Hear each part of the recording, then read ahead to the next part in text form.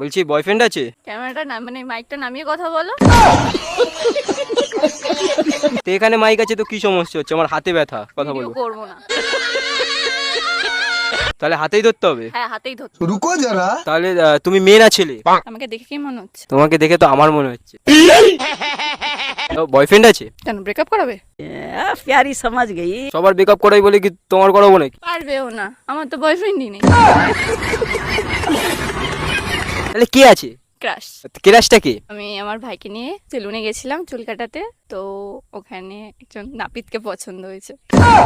दीदी वाह दीदी নাম্বার আছে তার? হ্যাঁ আছে। নাম্বার পেলে কি করে? কেন, সব দোকানে যেরকম বাইরে নাম্বার থাকে ওই দোকানেও বাইরে ছিল।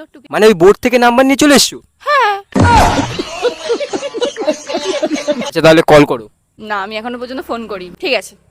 आइए देखते हैं बैठचंद मजा आएगा। হ্যালো, হ্যালো, কাচিটা দে না। 5 মিনিট কথা বলা যাবে?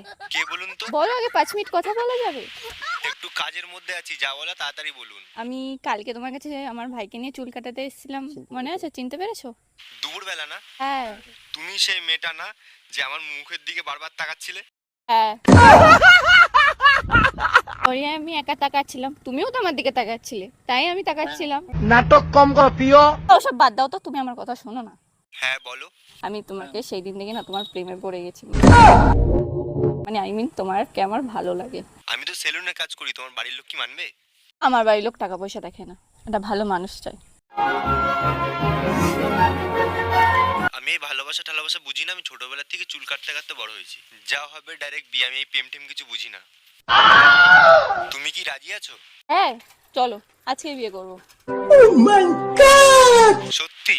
হ্যাঁ চলো, কোথায় আছো? চলো এখনই বিয়ে করবো। আচ্ছা ঠিক আছে, I love you. I love you too. কিন্তু আমি তোমার বাড়িতে গিয়ে কথা বলতে চাই। আচ্ছা ঠিক আছে, এসো, ওখানে ওয়েট করে আছি। ওকে।